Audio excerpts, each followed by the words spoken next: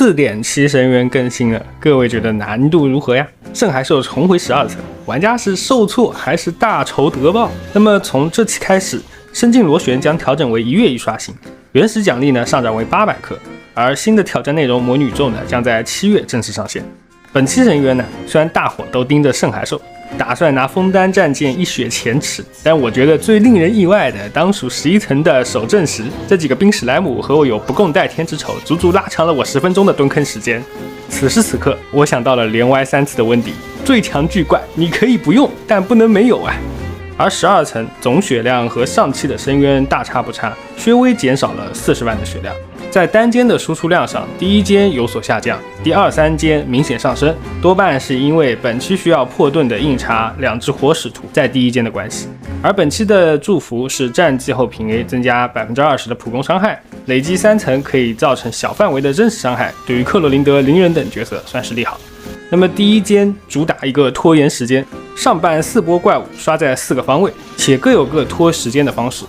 3个妙脆角会隐身，但是38万的血量在枫丹这个版本是开不出机制的。然后呢，独眼小宝直接刷在对面，虽然不难打，但也需要跑路。接着2只地巡，10秒后就会吸收玩家打出最多伤害的元素，提高40%的抗性。这个时候只要击破他的弱点，或者在10秒内秒掉，就可以避免被他拖延时间了。反正我是做不到，但是呢，带上福符，3个海鲜保你顺顺利利。最后是通过召唤来拖时间的镀金旅团，也不是很难，但是上半拖延时间主要是为了下半的火使徒嘛。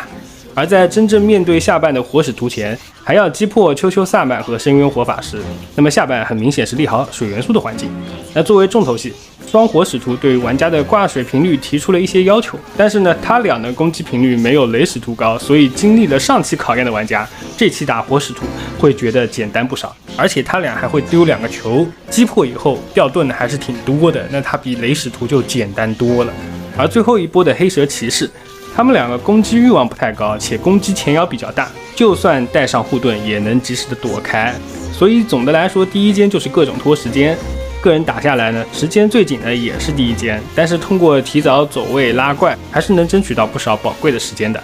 第2间的上半是150万血的剑鬼，现在3剑鬼都不能对老玩家造成烦恼了，那么单剑鬼基本就是白给。而下半依然是4波怪，除了90万血量狂暴以后会乱冲的流血狗，其他怪都是比较容易聚在一块输出的，所以这间考验的是 AOE 的能力，只要练度高，怪拉住了，时间就缩短了。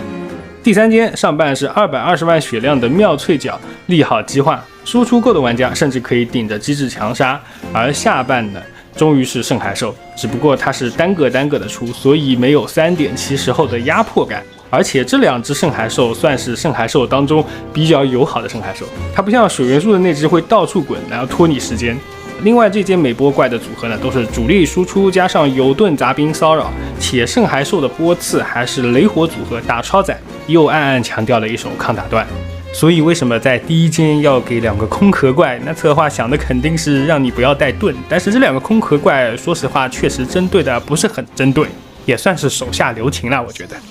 那总体看来，本期上半是利好激化的队伍，下半呢集中了火盾，所以比较利好水元素角色。而原魔的战法几乎都是硬刚的类型，所以对于伤害超标的玩家来说，难度应该是比上期有所下降的。当然这是对于角色齐全的老玩家来说，如果手里角色少，入坑时间短，那么这一期的难度也绝对称不上很简单。